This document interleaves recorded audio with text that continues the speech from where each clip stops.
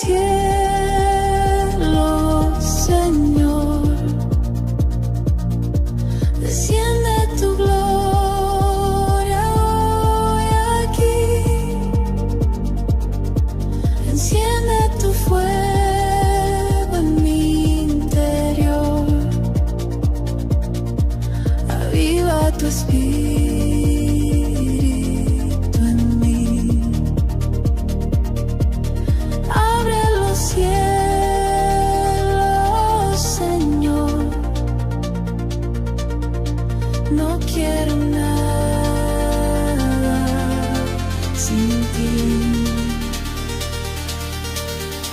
Hoy tenemos un programa muy especial, así que esté pendiente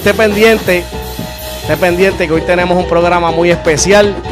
Hoy nos va a visitar el doctor Didascalo y también el hermano Luis J. Santiago. El hermano Joel está por ahí, pero vía telefónica. Lo vamos a poner ya mismo. Gloria a Dios. Así que un saludito muy especial a toda esa gente linda de Auto Body Collision Experts. Por ahí está mi hermano Emanuel Martínez Rodríguez. Dios te bendiga. Estamos aquí, dice Manuel. Dios te bendiga, Manuel. Saludos allá. Bendiciones a toda tu familia. Así que tenemos el crew, el corillo, amén, que está por ahí conectados. Así que saludos y bendiciones, gloria al Señor. Vamos allá, ya prontito vamos a empezar este tema muy interesante, Daniel, la pausa y el rapto. Ese es el tema que vamos a estar hablando, gloria al Señor, en esta noche. Así que esperemos, amén, que todo sea de gran bendición. Eso es.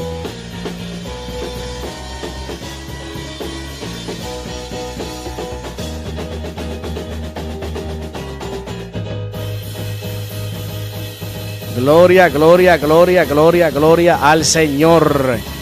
Bueno, vamos a darle entrada al hermano Joel. Gloria al Señor. Vamos a ver cómo. Ajá. Dímelo, Joel. Espérate, da un break. Vamos a ver cómo está esto aquí. ¿Qué está pasando? El hermano Joel está ya en vivo. Dímelo, Joel, ¿qué está sucediendo? Dios te bendiga, Yamil. Qué bueno escucharlo. Un placer de vuelta aquí en este radial Tiempo de la Ciega. Estamos contentos otro día más, otra noche más, que yo sé que Dios va a hablar al corazón y ansioso de escuchar, ¿verdad? Al invitado de esta noche. Nos gozamos, ¿verdad? El poder estar aquí. Así es que, hermano, busque libreta, papel y lápiz, como siempre decimos. Ya yo tengo la mía. Estamos listos. Estamos simplemente esperando. Amén, así es, gloria al Señor. Así que vaya compartiendo el video. Dios te bendiga. Por ahí está Canito Canales, dice Dios te bendiga. Feliz Navidad para ti también, Canito. Saludos a tu familia allá, bendiciones a todos. Así que vaya compartiendo el video, ayúdeme a compartir, dele share, comparta, gloria al Señor. Estamos en vivo, amén, gloria al Señor. Así que ya estaremos esperando al pastor Didascalo, que ya, si Dios lo permite, va a estar por ahí. Así que en lo que él entra, vamos a orar, gloria al Señor, vamos a hacer una oración, gloria al Señor, vamos a ir orando, vamos a ir ya, amén, entrando en furor. Así que Dios te bendiga, dice mi padre José Natal, está por ahí también en vivo, así que dice Dios te bendiga, Yamil bendice, amén. Así que Dios te bendiga, saludos, Father. Jocelyn Natal está por ahí también, Dios te bendiga, hermanita. Estamos bajo el tema, la pausa de la semana 70 y el rapto. Ay, ay, ay. Oye, eso suena bien intrigante. Está poderoso. Eso suena intrigante. Hoy vamos a contestar varias preguntas, amén. Para eso está nuestro pastor. Estamos aquí, gloria al Señor. Lo hemos traído porque sabemos que es un hombre de Dios, que Dios lo utiliza poderosamente en estos temas. Así que hoy vamos a darle comienzo a este tema, Daniel, la pausa y el rapto. Vamos a explicar, ¿verdad? Para que la audiencia vaya entendiendo de cómo es que la semana 70 de Daniel se conecta con el rapto, cómo hay una pausa, amén. Si esto verdaderamente es una doctrina bíblica o es un invento dispensacionalista. ¡Ay! ¿Cómo es eso? Todo, eso, aleluya. Eso vamos a explicar todo eso hoy. Así que yo creo, amén, que debemos de, no sé si ustedes están de acuerdo en empezar con el verso en Daniel 9. Yo creo que debemos de ponerlo, ¿verdad?, como base introductoria. Arrestando la mentira de muchos que están tratando de ensuciar nuestra doctrina. Como anda uno, me reservo el nombre, diciendo que el tema de la dispensación lo inventó un judío llamado Untermeyer. Ya usted sabe, gloria a Dios. Y ese está más equivocado que los mormones. Y por ahí anda, estamos ahí, hermano, gloria sea el Señor, dando palabra. Y cualquier cosa se pueden suscribir, que es gratis. Así es, y está 100% recomendado. Nosotros somos suscriptores de su canal, nos hemos gozado, hemos sido ministrados por esa palabra y seguimos aprendiendo, amados, seguimos aprendiendo.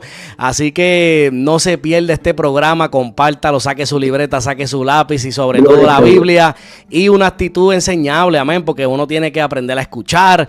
Así que Dios bendiga. Por ahí está Agnes Gala, dice bendiciones. Dios te bendiga, Agnes, saludos. Bendiciones a ti también. Así que bueno, una pregunta que sale en el tintero, que yo quiero comenzar con esto, pastor y Joel, es si verdaderamente este invento, ¿verdad?, de la semana 70, la tribulación y el rapto y este acomodo cronológico se le puede achacar a los dispensacionalistas o, como dicen muchos, a este teólogo llamado Darby, ¿verdad? De que todos estos argumentos que se levantan contra estas doctrinas, ¿verdad?, bíblicas que nosotros conocemos. Y yo quiero, pastor, que usted le explique a la gente de dónde nace prácticamente, ¿verdad?, esta teología o esta doctrina de la semana 70 de Daniel, la pausa, el rapto y todo eso. Amén. Bueno, primero, para contestar la primera pregunta, y como es nuestro eslogan, trataré de ser lo más bíblico posible. Amén. Gloria sea a Dios. Primero, esto es una mentira que se ha popularizado en los últimos tiempos. Pero antes de contestar, primero tenemos que entender quién es quien ha popularizado o ha querido enseñar de que la doctrina del rapto lo inventó Irving, lo inventó Margaret McDowell, lo inventó incluso un católico jesuita llamado Lacunza. Hasta eso han dicho. ¿Quiénes son los que han dicho esto? Lamentablemente, la escuela preterista, una escuela que nace en el año 1700, que tiene nombre y apellido, fue un católico jesuita, valga la redundancia, llamado Luis Alcázar, que inventa esta teoría para refutar a los reformadores que tenían, ¿verdad? Y bajo el constante ataque contra el papado, la Iglesia Católica, tuvieron estos católicos jesuitas que inventarse teoría para refutarlo. Bueno, lamentablemente, a través de lo que se llama la teología liberal, que nace en el 1700 a través de la Ilustración y a través del romanticismo, comienzan a surgir pensadores, teólogos, entre comillas, como J. Sennett del 1725, como este hombre que se llama Frederick Daniel, que es el papá de la teología liberal, y entre otros más que ahorita lo vamos a mencionar. Comienzan a traer un sincretismo de doctrina, y los preteristas, ¿verdad?, toman ventaja y comienzan a implantar doctrinas como que la dispensación es un invento de Scofield, como dice César Vidal, no sé si se puede mencionar el nombre, yo respeto mucho, me dejan saber, claro. Como dice César Vidal, que la dispensación lo inventó un judío llamado Untermeyer, que es un luciferiano, y que él apoyó y dio dinero y que para convertir a los evangélicos en sionistas políticos. En pocas palabras, una tontería. Todo eso nace de ahí, el 1700 para acá, una serie de doctrinas que no solamente está atacando el rapto, está atacando la Trinidad, está atacando la deidad de Cristo, está atacando un sinnúmero de doctrinas ortodoxas, haciéndonos ver como que somos papagayos, o sea, somos personas que estamos repitiendo, cuando realmente lo que no saben que están repitiendo, no saben que los libros que están leyendo y que los maestros que están enseñando vienen de la escuela de Copenhague.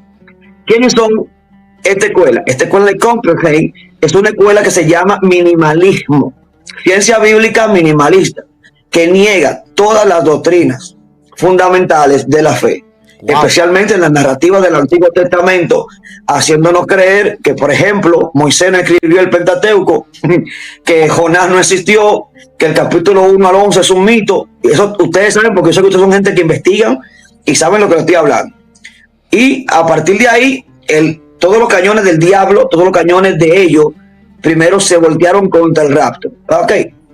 Entonces, teniendo esto en cuenta, tenemos que preguntarnos, ¿es totalmente bíblico el tema del atamiento de la iglesia, un rapto pre-tribulacional? Me gusta decirle rapto porque a ellos no les gusta llamar el rapto. Claro. Ellos no les gusta llamar el rapto. Eso es un punto muy importante, pastor. ¿De dónde nace la palabra rapto? Ok, primero, la palabra rapto es de origen latina. La tenemos en la Vetus Latina y la tenemos en la Biblia de Jerónimo, creada en el año 380. El texto que por 1000 años la iglesia profesante latina leía en el texto de Tesalónica 4, cuando dice seremos arrebatados juntamente con ellos, en la Biblia latina se lee de la siguiente manera: Rapiemur cum ilis, seremos raptados juntamente con ellos.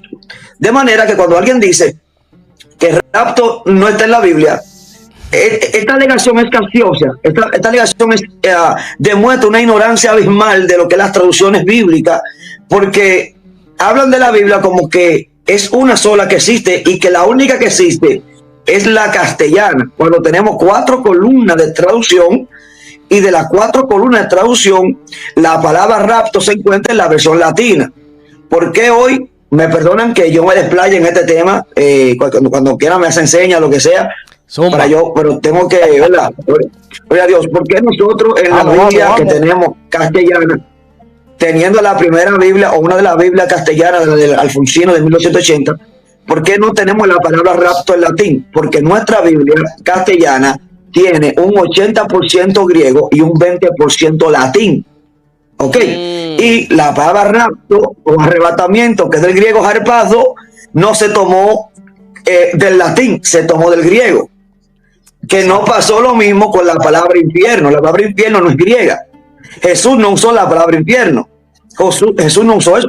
Quien pone la palabra infierno es Jerónimo de Estridón en la Biblia latina como infierno. O sea, tenemos una Biblia que tiene un porcentaje en latín y otra que es un porcentaje en griego. Y por tanto, la palabra rapto no la tenemos en castellano, como andan unos gurús, unos iluminados diciendo la palabra rapto no está en la Biblia y por eso es que yo no creo en el rapto.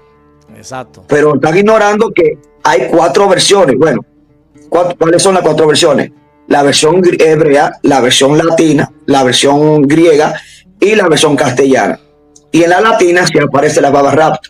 Pero lo que más me da risa de esto es que ellos no creen en el rapto porque no aparece en la Biblia, pero aparece la palabra dispensación y no creen en la dispensación. ¿Cómo? Entonces, ¿cómo hacemos con ellos? Oye, pero yo pensaba que esa palabra dispensación, según ellos, no aparece en la Biblia, pero yo he chocado con esa palabra unas cuantas veces en las cartas del apóstol Pablo. Claro, economía, administración, eso es así. Administración, así mismo es la palabra economía. El pastor está diciendo es que cuando tú vienes a ver, resulta que los que están repitiendo son ellos. Porque cuando tú vas a estudiar la historia, te vas a chocar con Jerónimo, vas a chocar con la historia, con la verdad. Eso que él tocó ahorita, donde están desprestigiando los textos bíblicos y los libros de la Biblia, como Moisés, que escribió el Pentateuco, también hicieron lo mismo con Daniel.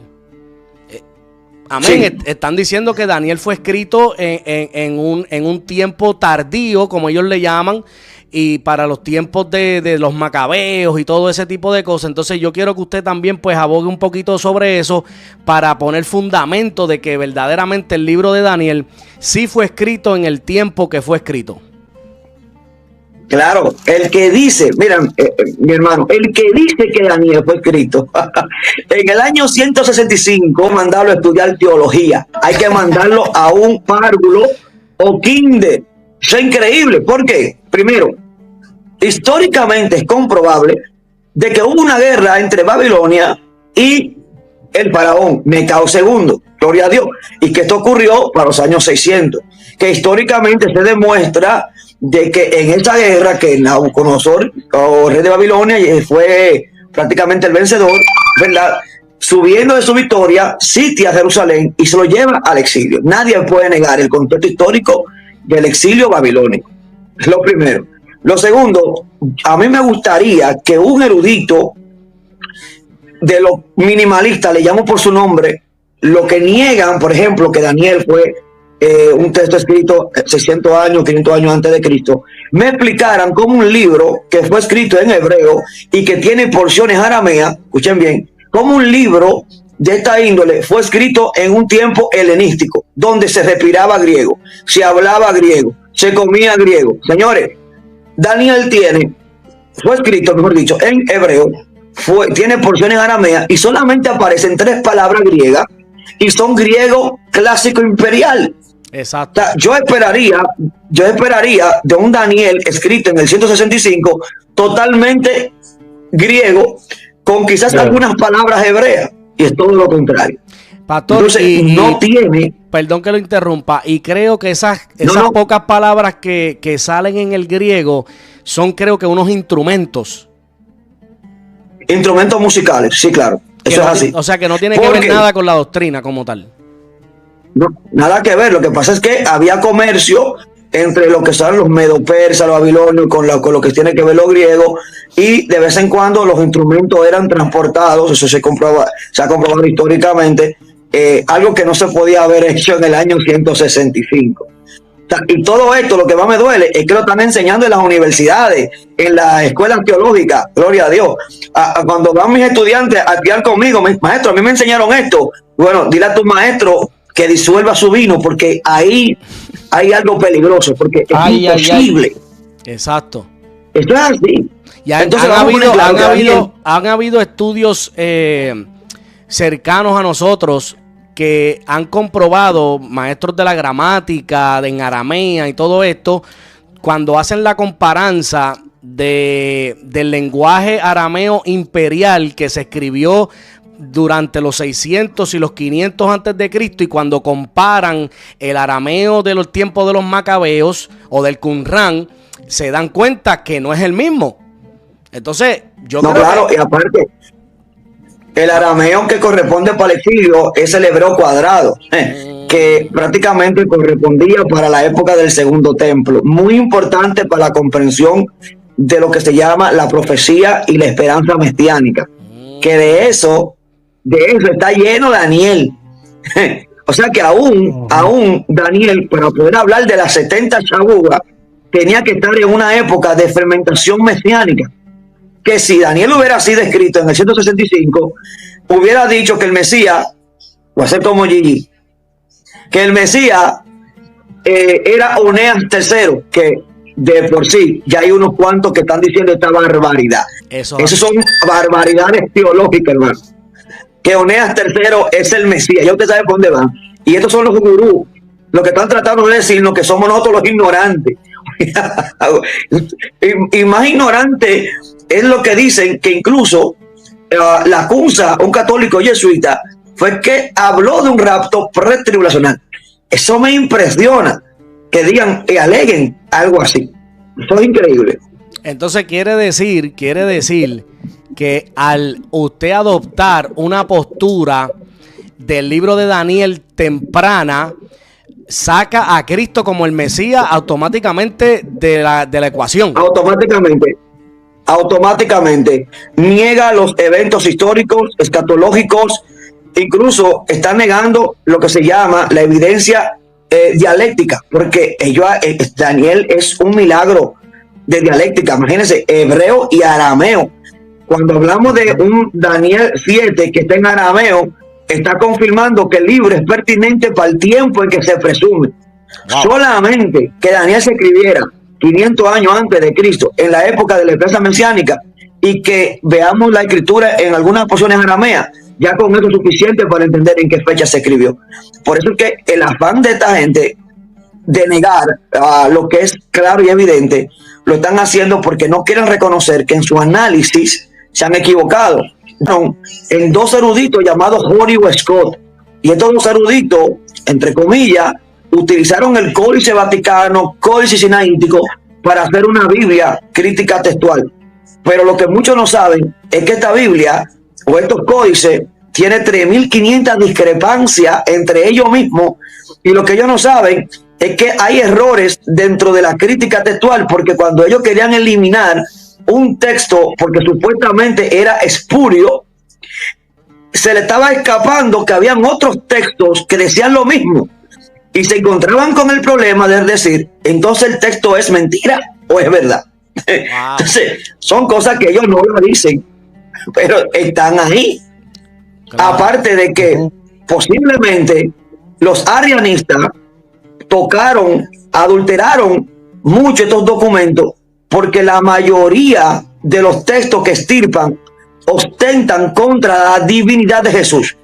En el texto crítico le quitan la palabra Señor, Dios, le quitan la palabra bueno. O sea, qué casualidad que toda la palabra que tiene que ver con Cristo, como Señor, como Dios, la extirpan. Muy extraño. Es un ataque directamente a Jesús. Es un ataque a Cristo. Es increíble porque cuando tú comienzas a analizar, llegar hasta los códices, esto es algo diabólico, porque te están metiendo con la interpretación hasta allá. Claro, lo que pasa es que la crítica textual te engañan diciéndote qué dice el manuscrito más antiguo, pero se están olvidando que la iglesia estaba primero que el Nuevo Testamento. Bueno, me voy a meter en rojo aquí. Y cuando digo que la iglesia estaba primero que la Biblia, no estoy diciendo que la iglesia interpreta la Biblia, estoy diciendo que hubieron creyentes, cita patrística, que citaban textos que la crítica textual ha quitado. Wow. Por ejemplo, Marco 16, según la crítica textual, llegó hasta el 8. Pero ¿qué hacemos con versiones bíblicas como la de Acetarón, compuesta en el año 170 por Tasiano el Sirio? ¿Qué hacemos con Cipriano de Cartago, Tertuliano, que mencionaron versículos como el 17, como el 18, de versículos que en la crítica textual no la tienen porque no existieron? Wow. Y me voy más lejos. El famoso texto que por años se ha debatido, 2 de Corintios 13-14. Yo me topé con unos supuestos eruditos que me dijeron a mí que ese texto es espurio. Ese texto no aparece, que eso fue un invento de los católicos. Mire qué ignorancia. Y cuando yo le mostré el manuscrito y el papiro donde estaba, y le dije, fíjate que el versículo no está en el 14, está en el 13. Y le pregunté, ¿tú sabes griego? Pues léelo. Y no lo quiso leer. ¿Por qué? Porque estaba leyendo lo que él decía que le quitaron. Entonces, ¿quiénes son los papagayos? Nosotros, ellos. Exacto.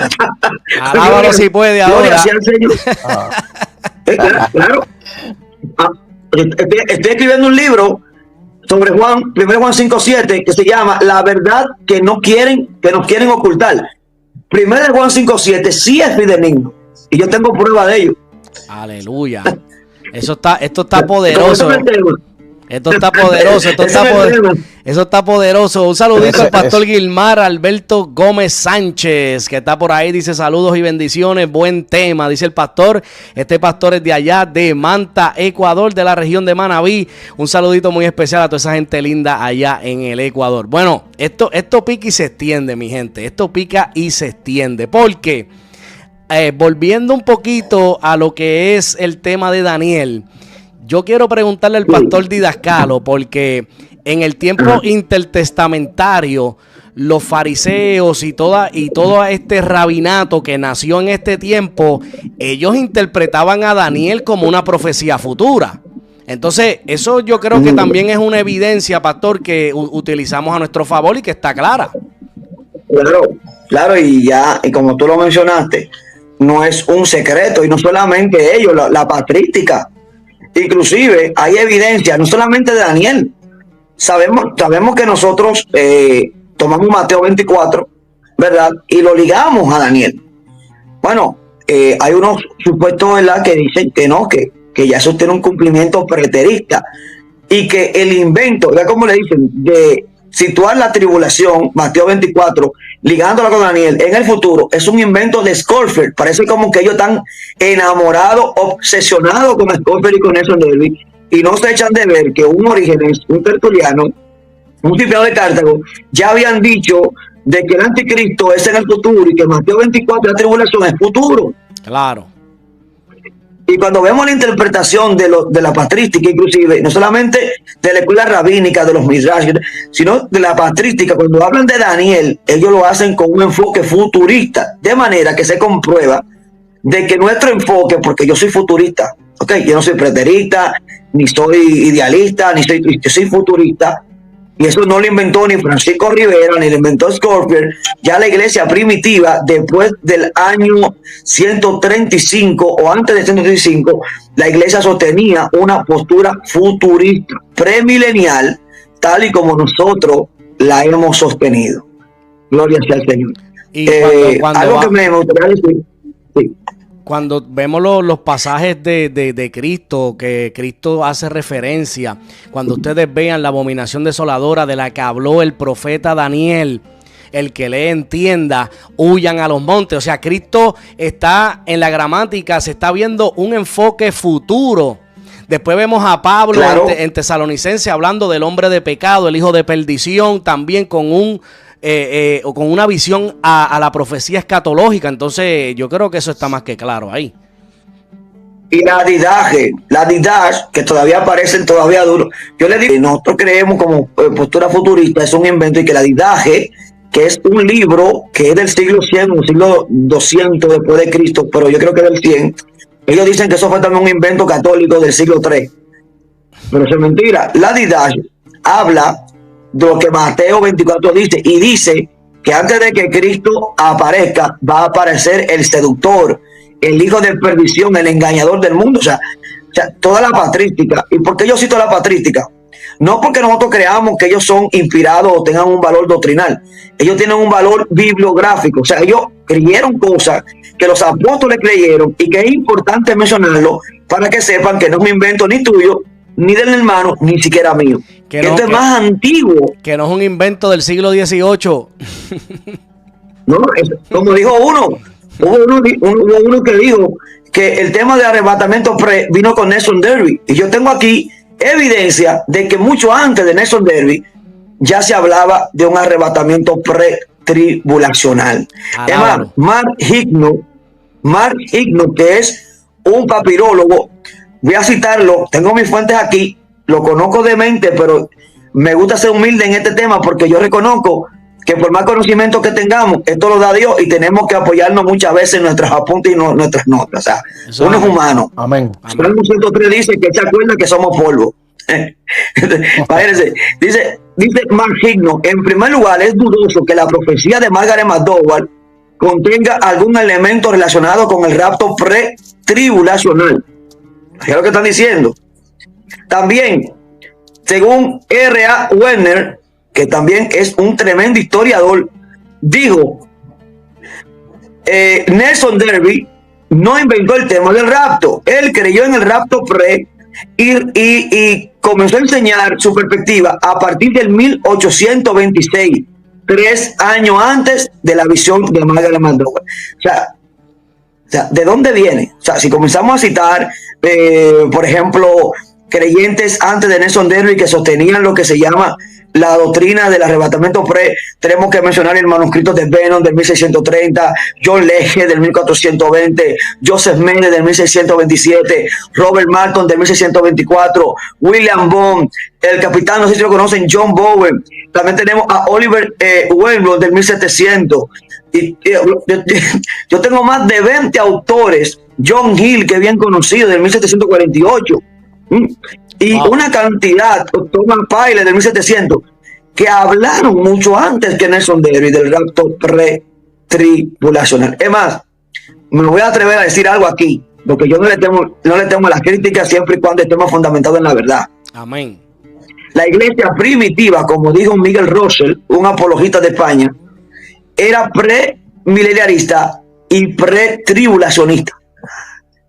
¿Cómo va a ser? Obligado. Claro, premilenialista, porque ellos creían en un reino milenial, eso no se puede discutir.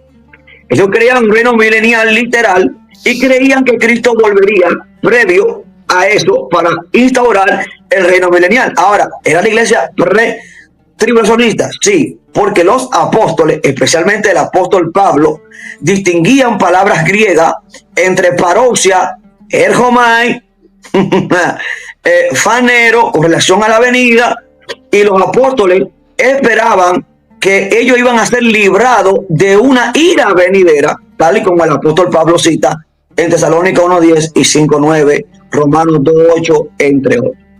Entonces, hay muchas cosas que... Oye, esto cogió para Kuwait. Esto cogió para... Oye, escúchate esto. Porque yo, ahora que usted tocó esto de la palabra parucía, me prendió el bombillo. Porque cada vez que las personas ven la palabra venida, lo asocian con el retorno visible de Cristo al final de la tribulación. Entonces yo quiero que usted le explique a la audiencia, pastor, cómo en la gramática griega esto se aplica de acuerdo a su contexto inmediato, la palabra parucía. Bien, algo que yo siempre enseño, y este año voy a lanzar un libro que se llama Cómo leer y entender el griego bíblico, ya que yo veo mucha gente hablando de griego y a veces yo me pregunto si es un griego chino, porque ni yo lo entiendo. Yo, ¿de dónde salió ese griego? Es una gente que te agarran una aplicación y te no, porque en el griego dice, pero nunca se sentaron con un maestro a que te explique que es una designencia, cómo es la conjugación, que eso es importante. ChatGPT no sabe griego. ChatGPT es un buscador. ¿Me entiendes? Necesitamos una persona que instruya. Y yo, por lo menos humildemente, yo me he permitido entender a cabalidad el griego bíblico, que me hace de mucha bendición. Tenemos un diplomado en enero que tiene que ver con las tablas jugarímicas. Vamos a hablar sobre el latín bíblico, griego bíblico, hebreo bíblico. El que esté interesado, ya sabe, se comunica con ustedes. Apúnteme en esa por ahí. Sí, a mí también. Claro, eso viene fuerte. Bueno, volviendo al tema, y me disculpan la cantidad de información que a veces porque que son tantas cosas que tenemos que hablar, hermano, y a veces se novela. Gloria sea al Señor. Primero, hay que entender que la Biblia es interpretativa. ¿Cómo así? La Biblia fue diseñada para interpretar. Por Dios, hubo uno que dijo que no. Señores, la Biblia es un milagro de variedad. La Biblia fue escrita en 3 idiomas por lo menos, y fue escrita por 40 autores de diferentes épocas que ya se presuponía que tenían una cosmovisión. Por eso es que Abraham tenía 2 mujeres. Y cuando usted ve que aparecen unos nazarenos por ahí, y unos toráticos por ahí, y unos raíces hebreas por ahí, diciendo que ellos pueden tener 2 mujeres porque Abraham tenía 2 mujeres, ellos están ignorando lo que se llama los vacíos contextuales. Gallardo Más, que es un erudito en hermenéutica, dice que entre el texto y el intérprete, que somos nosotros, hay vacíos gramaticales, vacíos contextuales y vacíos históricos. Nosotros acá le llamamos lagunas doctrinales. Perfecto, estamos hablando del mismo idioma. Ustedes saben que Abraham era mesopotámico, y cuando la esposa en Mesopotamia no le daba hijos, tenían que buscarle una criada, tenían que buscarle una segunda mujer que le diera un hijo. Y el hijo no iba a ser de la segunda, iba a ser de la primera. El mismo contexto de Abraham y Sara, porque hay una cosmovisión. Así también hay vacíos gramaticales, y cuando vamos a hablar del rapto, si no se entienden los contextos o los vacíos contextuales, jamás no se va a entender el rapto pretribulacional. Mientras estemos leyendo, haciendo lectura comprensiva, haciendo exégesis de una traducción, vamos a seguir creyendo lo que leemos y no lo que realmente el autor quiso decir. Por ejemplo, la palabra venida tiene 5 palabras en griego. Apunte, mi hermano, apunte, mi gente. Tenemos parousia, fanero, apocalipsis, tenemos también jorao, lo vamos a definir, y tenemos ergomai. Ok, las 5 palabras se tradujeron de una manera u otra, directa e indirecta, con relación a la venida de Cristo. Pero los escritores, los autores, sabían cuando escribían una palabra, y sabían por qué la escribían. Por eso no basta decir qué dice la Biblia, sino por qué lo dice, a quién se lo dice, cuándo se dijo, dónde se dijo y en qué idioma se dijo. Porque nosotros no tenemos los textos originales, tenemos copias, y muchas palabras se fueron unas perdiendo su esencia y otras, ¿verdad? Lamentablemente ha sido mal interpretada. Ahora, la palabra venida tiene diferentes contextos. Y vamos a usar un ejemplo bíblico para ver que hay dos palabras. Incluso hay en un solo texto bíblico aparecen la palabra venida con dos palabras griegas diferentes. Vamos a comprobarlo. Mateo 24. Cuando leemos Mateo 24:3, dice los apóstoles o el apóstol, ¿qué señal habrá de tu venida? Un pasaje muy conocido y muy famoso. Claro, pero resulta que ahí venida es parousia. Pero cuando el autor se va al verso 29 o verso 30, dice, y verán al Hijo del Hombre viniendo. Ahí resulta que la palabra venida ya no es parousia, ahora es erhomai. Lo pueden buscar ahora mismo en un strong. Entonces tenemos que tener en cuenta, ¿por qué Mateo escribe dos palabras distintas en griego para un mismo evento? Porque están hablando de lo mismo, la venida. La respuesta es la siguiente, que es parousia y que es erhomai. Erhomai es una llegada espontánea, un desplazamiento espontáneo, en este caso del cielo a la tierra. Cuando Cristo habló en Mateo 24, 29 y 30 de que verán al Hijo del Hombre, usa la palabra erhomai, que significa verán desplazándose del cielo a la tierra. Está hablando generalmente de la venida visible a todo el mundo, todos los ojos verán a Cristo en su erhomai. Y nos vamos a Apocalipsis 1:7. Juan utiliza la misma palabra que Mateo, dice, y verán al Hijo del Hombre, erhomai, viniendo, y todo ojo le verá.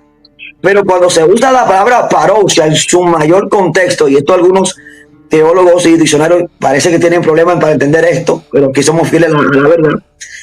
Ya parousia ya no es solamente una llegada, es una reunión, es una presencia acompañada. Incluso la pregunta que hacen los apóstoles es sobre una escatología judía. ¿Qué creían los judíos del Mesías? Los judíos tenían dos tiempos. Esto lo explica Francisco La Cueva en su tomo evangélico 9 y tomo evangélico 8. Los judíos creían en dos etapas escatológicas. La venganza de Jehová, que era cuando Dios iba a derramar su ira sobre los enemigos de Israel, pero esto iba a comenzar con una primera etapa. ¿Cuál es? La presencia del Mesías permanente. Cuando los apóstoles dicen, ¿qué señal habrá de tu venida? Ellos no lo están preguntando como evangélicos pentecostales del siglo XXI, lo están preguntando como judíos. O sea, nosotros sabemos que el Mesías viene para quedarse y que se hará presente, permanente entre nosotros. Exacto. Como tú estás diciendo que el templo está ligado a la esperanza mesiánica, que tenemos que irnos a Ezequiel 30 para arriba para entender esto. Y Cristo dice, se va a destruir el templo. Entonces ellos se preguntan, entonces nosotros sabemos que el Mesías permanece con nosotros para siempre. Si tú dijiste que vas a morir y tú dijiste que el templo va a ser destruido, entonces ¿cuál señal va a haber de tu presencia, de tu reunión? Algo no está cuadrando, dijeron ellos, porque ellos estaban esperando el Ben David y como que el Ben Yosé a la misma vez. Y espérate, ¿qué sucedió aquí? ¿Qué pasó aquí? Entonces Cristo le está hablando de su presencia, no de su llegada. Escuchen bien. O sea, wow. Los apóstoles, mejor dicho, están hablando de su presencia. Entonces Cristo lo que le hizo fue que le cambió el formato, se le fue la señal, se le fue el ChatGPT de la mente a los apóstoles, porque ahora Cristo le cambia el formato, lo que ellos aprendieron toda su vida y le dijeron, no, lo que pasa es que ustedes le enseñaron que el Mesías iba a venir de la tierra. Santo Dios. Pero el Mesías viene del cielo y lo llevó a Daniel 7. Ahí mi madre. O sea, la imagen de Cristo viniendo del cielo tiene que ver con Daniel, porque los judíos del siglo I estaban empapados de Daniel y de la profecía mesiánica. El Mesías no vendrá de la tierra, vendrá desde el cielo. Claro, porque es prácticamente la tipología de la piedra de la estatua de Nabucodonosor, que viene, que no es cortada de mano humana, y viene y derrumba los imperios gentiles y acaba prácticamente con lo que es el imperio gentil. Claro, eso es así. Pregunta. Entonces, hágame pregunta aquí que yo vine para Pastor, y eso que usted explicó de la palabra venida, parusía y su significado, lo que usted explicó se aplica también entonces a Segunda de Tesalonicenses capítulo 2, donde Pablo menciona venida varias veces, a la aparición del anticristo, es el mismo. Incluso la palabra venida, advenimiento para el anticristo es presencia. Se utiliza también en el texto griego. Y también, bueno, vamos por partes. También la palabra parousia, que yo hablé de Mateo 24, casualmente es la que habla Pablo en Tesalónica 4, cuando dice lo que habremos quedado hasta la venida. Hasta la venida. Alguien me dijo a mí, pero léelo. El rapto ocurre cuando Cristo venga. Tú lo estás leyendo en español. Hello. Despierta. O sea, por favor. Eso es así. ¿Verdad? O sea, no podemos leer, lamentablemente, la Biblia no fue escrita en español. Hay que conocer su contexto terminológico. Pastor, pero déjame responderle a varón porque bueno, no sé si resulta que cuando Pablo dice hasta la venida, es hasta la presencia. El rapto no es la venida, es la reunión de Cristo con la iglesia. Amén. Y en 2 Tesalónica capítulo 2 encontramos advenimiento, pero ahí le agrega algo que es fanero. Y fanero, con la palabra parousia, tiene que ver con el resplandor de su venida, que eso lo define Pablo, que es la tercera palabra para venida en Colosenses 3:4. Dice, cuando Cristo se manifieste. Mire cómo Pablo cambia la palabra. La palabra manifestarse es fanero. ¿Se me salió o no? Ok, maestro, ¿y qué señal y qué diferencia hay entre fanero y parousia? Que fanero, cuando dice, cuando Cristo se manifieste, ustedes serán manifestados con él en gloria. Fanero es un resplandor, o sea, involucra una llegada, pero en gloria. Mientras que parousia es simplemente una reunión. Ergomai es un desplazamiento. Fanero es un destello de gloria. Por eso es que dice, en Tesalónica dice, el resplandor de su venida. Pero hay un caso que también me lo han dicho algunos post-tribulacionistas, que en 2 Tesalonicenses capítulo 1 habla de la venida de Cristo y no menciona el rapto, sino como que aparenta como que los que están aquí van a ser recompensados. Dice, cuando Cristo se manifieste, ustedes van a recibir el reposo, ¿verdad? Y van a recibir el galardón. Resulta que la palabra manifestación ahí cambia en griego. Ve lo importante. Ya no es fanero, ahora es apocalipsis. Maestro, ¿y qué es apocalipsis?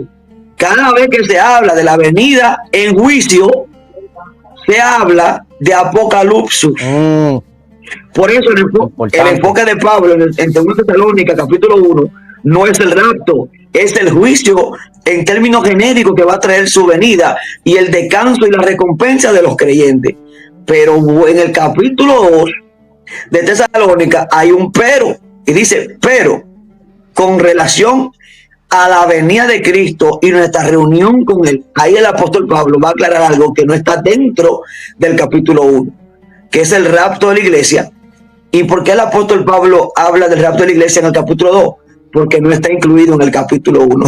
Alabado sea Dios. O sea, no sé si me están entendiendo. Claro. Eso está poderoso. Sí. Eso está poderoso. Y déjeme decirle, pastor, ¿verdad? Para la audiencia que a lo mejor no sabe griego, cuando yo lo leí hace muchos años, pues en español, en la Reina Valera 1960, yo decía, algo no me cuadra, porque Pablo está diciendo, los muertos en Cristo van a resucitar primero y nosotros los vivos tenemos que esperar hasta la venida. Entonces yo decía, pero es que esto como que no, hasta en el mismo español, si usted le da lógica, usted dice, pero es que no, como que no cuadra. Entonces los muertos en Cristo se van primero y nosotros los vivos tenemos que esperar hasta la venida, ¿sabe? O sea, ahí usted ve que la Reina Valera en español estaba teniendo unos problemas de traducción. Exactamente, que es lo que la gente no quiere entender. La Reina Valera para mí es perfecta. Yo soy un defensor de la Reina Valera. Claro, no la estamos desprestigiando, que se escuche bien, que no estamos desprestigiando la Reina Valera. No. Pero la Reina Valera es como otras versiones en español. O sea, que tenemos que tener obligatoriamente herramientas terminológicas, dialécticas, para poder entender su concepto en su correcta interpretación o en su correcta declaración. Un saludito muy especial a la hermana Airam Elisa, dice Dios lo bendiga. Emanuel dice, Yamil, esa es mi mamá, comentó, amén. Saludito a la mamá de mi amigo Emanuel Martínez, que está por ahí conectadita directamente desde Puerto Rico. Puerto Rico en la casa, mi gente, saludos. Así, amén. Gloria a Dios. Siga, pastor. Entonces, entendiendo esto, primero, la palabra rapto si es bíblico. Lo que no está en las versiones castellanas, pero sí está en una versión latina. Es lo primero. Lo segundo que tenemos que entender del rapto, y es algo que mucha gente se pregunta, y es importante que lo hablemos, me imagino, antes que lleguemos a la pausa, es por qué la patrística no habló del rapto. Mire, yo me encontré un montón de gente, cuando yo doy conferencias sobre el tema del rapto, que me dicen, pero no hay una parte de la iglesia que hable del rapto, o sea, en el enfoque que tú lo das. Y yo le dije, ellos hay 2 o 3 que sí lo mencionaron, pero vamos a ignorar esos 2 o 3. Vamos a contestar la pregunta de por qué la patrística no habló de un rapto pre-tribulacional. Le voy a decir por qué. Porque la patrística, después del año 135, se volvió reemplacista. ¿Cómo así? Claro. La iglesia era premileniarista. Agárrense con lo que voy a decir ahora, porque yo sé que me van a atacar como me están atacando por lo que voy a decir. La iglesia era dispensacionalista. Alábalo. La iglesia primitiva. Full. No, pero ¿cómo va a ser, maestro? Porque la dispensación lo inventó Scofield. Mentira. Primero, el apóstol Pablo utiliza la palabra dispensación o economía, administración, para hablar de la revelación y el trato de Dios con los hombres en diferentes épocas. Es más, Juan 1:17 distingue 2 dispensaciones: la dispensación de la ley y la dispensación de la gracia. Dice, porque la ley vino por día, en griego, por medio de Moisés, pero la gracia vino por ¿quién? Por medio de Jesucristo. O sea, ahí claramente Juan está diciendo, está la ley que vino por Moisés y está la gracia que vino por Cristo. El asunto es que cada uno de ellos vinieron en diferentes épocas. Como si fuera poco, tenemos también el testimonio de los hebreos. Hebreo capítulo 1 dice, Dios, hablando a los padres a través de los profetas, en estos tiempos, noten ahí la palabra tiempo, nos ha hablado a través del Hijo. 2 dispensaciones para una palabra profética. Antes Dios hablaba de una manera, pero ahora Dios está hablando de otra. ¿Y cómo podemos explicar eso si no a través de las dispensaciones? Ok, también tenemos otra prueba. El apóstol Pablo utilizaba la palabra cronos, que es tiempo en el sentido humano. Y Gálatas 4:4 dice, y cuando el tiempo, el cronos, se acercó, Dios envió a su Hijo. O sea, el texto dice que Dios tuvo que esperar un tiempo específico para mostrar a Cristo. ¿Cómo se llama eso? Dispensación. Exacto. Aún vemos la dispensación antes de Moisés. Hechos 7, dice Esteban, porque cuando el tiempo del cumplimiento, otra vez usa la palabra cronos, de que le había jurado a Abraham, se acercaba, el pueblo creció. O sea, ahí vemos también la obra de la dispensación en la promesa de Abraham. Entonces, la iglesia era dispensacionalista porque creía en el trato de Dios con los hombres en diferentes épocas. Y era premilenialista porque creían en el reino milenial y creían que Cristo regresaría a instaurar ese reino. Ahora, ¿por qué lo que Pablo habló en Tesalónica 4, Tesalónica 1:10, Tesalónica 5:2, Tesalónica 5:9, Romanos 2:8 y Primera de Corintios 15 no se siguió predicando o enseñando en la patrística? ¿Por qué? Porque hubieron tres eventos que llevaron a la iglesia a ser reemplacista. ¿Qué es el reemplacismo? Ustedes lo saben. La herejía actual que cree que la iglesia reemplazó a Israel y que ahora la iglesia es el Israel verdadero. Otra tontería. Y eso, somos nosotros los que estamos inventando. Escuchen esto. Y somos nosotros los que lo que estamos disparateando. Lo que estamos disparateando. Me ¿Qué senté pasa? bien, me tuve que sentar Primero, bien. Viene la destrucción del templo. Primer evento. Viene la rebelión con Bar Kokhba, un Mesías tan notable que hasta ya la gente podía distinguir entre Cristo y Bar Kokhba. Literalmente lo pueden investigar. Y viene entonces lo que se llama la deportación de los judíos. Los romanos no le permiten la entrada a los judíos en el año 135 y la iglesia entendió con eso de que ya Dios había desechado a Israel y que ahora la iglesia heredero Israel. ¿Y qué significaba esto? Que todas las profecías de persecución para los judíos, ¿a quién usted cree que le caía? A la iglesia. Es por eso que la iglesia primitiva, después del 135, se volvió reemplacista hasta el 1500 con Joseph Smith. Esa es la razón por la cual no hay una voz cantante del tema del rapto. Pero la crítica, la arqueología, están descubriendo posibles menciones veladas en la era del reemplacismo con el tema del rapto. Por ejemplo, Victorino, obispo de Petan, Efraín de Nisbi. Pero hay una evidencia que lo descubrió un historiador llamado Gurmelok, que fue un documento apócrifo llamado el Apocalipsis de Elías del siglo III, donde se hablaba de un escape de los justos de manos de un anticristo. O sea que íbamos a escapar de la persecución. ¿Cómo es posible que un documento apócrifo del siglo III tenga algo así? Para una época que había un silencio total sobre esto. Entonces, si alguien pregunta, ¿por qué la patrística no habla del rapto pre? Creían, era que no podían hablarlo porque eran reemplacistas. Y era normal que ellos esperaban persecución y no redención o levantamiento. Exacto. Sí, que estaban esperando literalmente el reinado del Mesías. O sea, el David que venía a mover, a acabar con la persecución, a acabar con Roma, a acabar con todo eso prácticamente. Y yo digo, pastor, claro, la revelación durante la historia ha venido a ser progresiva. O sea, vemos cómo los hombres de Dios durante la historia han descubierto ciertas cosas y eso es innegable porque se les perdió hasta la gracia y la vinieron a encontrar en el siglo XV.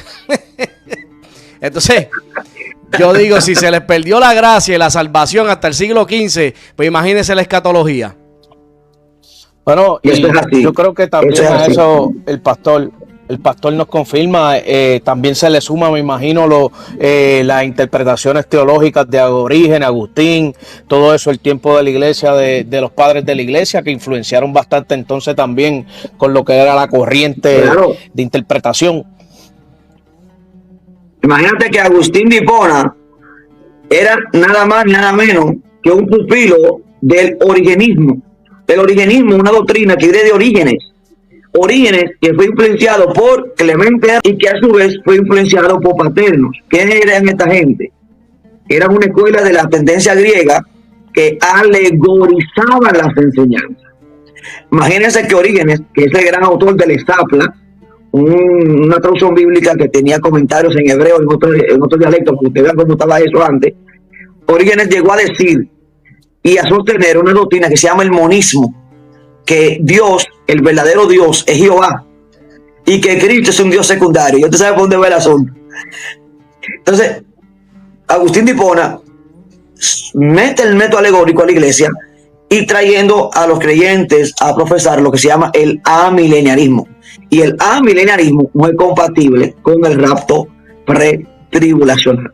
Es normal que a partir de Agustín de Hipona en el siglo IV no se cree en el rapto de la iglesia pretribulacional hasta que se comience a interpretar el texto nuevamente literal, figurativo, gramatical, histórico, con autores como Joseph Smith, Morgan Edwards, John Hill, Nelson Darby y otros más creyentes que comenzaron a interpretar el texto de manera adecuada, como lo hacían los padres de la iglesia del siglo I, siglo II y siglo III. Es más, La Kunza, que la gente dice que fue quien inventó el rapto, el libro que él tenía, que se llama La venida de Cristo en gloria y majestad, no fue escrito para hablar del rapto, fue escrito para hablar, ¿sabe de qué? Del reino milenial.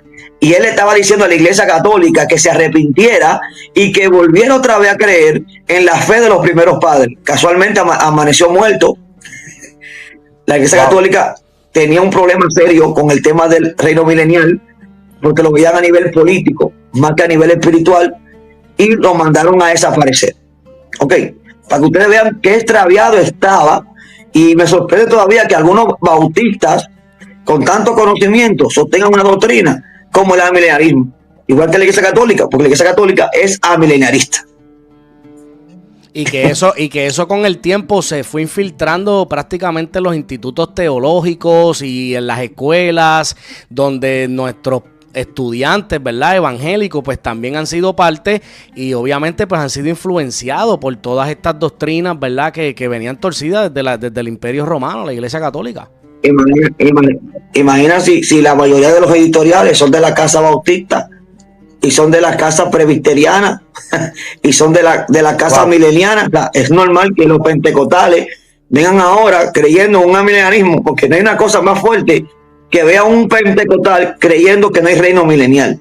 O sea, eso es increíble, man. Wow. O sea, yo se lo perdono a un Miguel Núñez, a un John MacArthur, pero a un pentecostal, man. O sea, por favor. Tú sabes, pastor, que cuando nosotros comenzamos a estudiar eso y nos dimos cuenta de ese suceso en la historia, a veces yo me preguntaba, ¿será que nosotros estamos mal en lo que estamos viendo? Porque yo veo que esto es un gigante que no se puede derrumbar, porque estamos hablando de influencia a gran escala en los institutos, seminarios, procedientes de toda Iglesia Católica y teología de Agustín, influenciada por todos estos filósofos y toda esa mezcla que había, que el mismo Pablo habló de eso en la Biblia y se cumplió unos años después.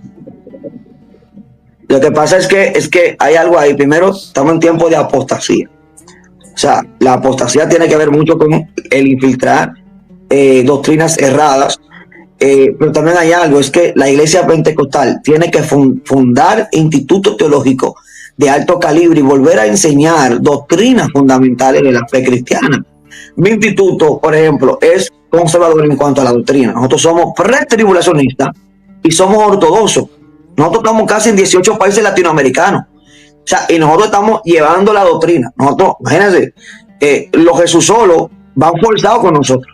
Porque nosotros le enseñamos a los hermanos qué es el patriparcialismo, qué es el sabelialismo, que es el modalismo, y comenzamos a darle una historia. Igualmente, a los creyentes tienen que salir de todos esos institutos amilenialistas, todos esos institutos que son preteristas, porque ahora las ciencias bíblicas que están surgiendo son ciencias bíblicas minimalistas de la escuela de Compen, que llamarlo por su nombre, preteristas, y están matando a la fe de muchos pentecostales. Nosotros tenemos que levantar institutos, levantar enseñanza. Esto no es cuestión de debate. A veces la gente me ve a mí y dice, ¿por qué el maestro no debate tanto? No, es que yo me he ganado más personas educando al pueblo que debatiendo. Y no es que los debates sean malos, pero hay debates que no edifican. O sea, hay debates que no edifican. O sea, y yo nunca me voy a olvidar de una joven que se volvió atea y me escribió y me dijo, maestro, estoy perdiendo mi fe. Y digo yo, ¿y por qué? Porque mientras más debate veo, más atea me vuelvo, porque al final no se sabe quién gana y no sabe quién tiene la razón. Wow. Después de ahí, mi hermano, yo comencé a transmitir enseñanza bíblica y yo vi gente que venían y me decían, usted me ha dado un refresco, usted es un aire para mi fe. Un refrigerio. O sea, y comencé a ver gente a volver. Sí, yo tengo testimonio de gente. Por eso es que yo no abogo mucho por los debates y que yo quise hacerte un debate un día o dos al año, pero lo mío es Biblia, palabra, educar al pueblo, educar a la persona. Y usted sabe, la palabra de Dios. Pastor, que nosotros, el hermano Joel y yo, hemos venido hablando sobre eso porque ahora con esto de las redes sociales y las plataformas digitales, hemos visto lo mismo, los debates donde te traen un agnóstico, un ateo a debatir con un cristiano evangélico, y entonces te traen una persona intelectual que en su intelecto pues secular o la sabiduría terrenal es mucho más elocuente que el evangélico. Entonces en el debate el evangélico termina luciendo mal. Entonces el que está observando, que tiene lagunas doctrinales, que no entiende a lo mejor ciertas doctrinas fundamentales, se queda como en el aire y no entiende y dice, bueno, pues ¿a quién le creo? Porque este tipo, pues el agnóstico tiene más razón aparentemente. Entonces el hermano y yo, Joel, decíamos, eso verdaderamente debería de cortarse, porque no lo encuentro edificante. Voy de acuerdo contigo. Yo he sido muy criticado por eso, por negarme al debate. No es que sea malo el debate, pero cuando realmente es debate, no que se cualquierice el debate. O sea, ver un grupo de maestros que todos están en contra de ellos mismos y no se ve al final se dan la mano porque tienen que tener una tolerancia doctrinal. Eso es herejía, mi hermano. Y eso es lo que confunde más al pueblo. ¿Me estás entendiendo? Pero es una gente que cree que Cristo no es Dios. Por ahí otro que cree que Cristo dejó de ser Dios. Por ahí otro que cree que Cristo simplemente fue hijo de Dios cuando... No, hermano, ese sancocho está haciendo daño a la iglesia. O sea, esto no es de Dios. Sí, señor. ¿Me entienden? Entonces no se puede seguir propagando eso. Qué bendición que programas como ustedes fomentan el estudio bíblico. Amén. Yo me gocé el otro día. Yo dije, déjame ver. Y me gocé. Yo dije, qué bendición. Creo que estaban tocando el tema de Segunda de Tesalónica. Y yo dije, wow, pero qué bendición este tipo de programa, hermano. Porque eso se llama sincretismo, herejía. Y más triste es ver personas confundiendo a otras dentro del mismo rebaño, hermano. Gloria sea al Señor. Entonces, hay que tener cuidado con eso. Yo estoy muy de acuerdo con eso. Nosotros estamos muy de acuerdo con eso. El Señor nos ha llamado a predicar su palabra y, como usted dice, 100% bíblico, aleluya. Amén. Así que un saludito muy especial. Por ahí está Lourdes de la Cruz. Dios te bendiga, Lourdes. Bendiciones. También está Neri Castillo, el pastor Neri Castillo de allá de Manta, Ecuador. Dios te bendiga, Neri. Saludos y bendiciones. Bueno, yo quiero tocar un poquito, ¿verdad? Señor, desciende tu gloria hoy aquí, enciende tu fuego en mi interior, aviva tu espíritu en mí, abre los cielos.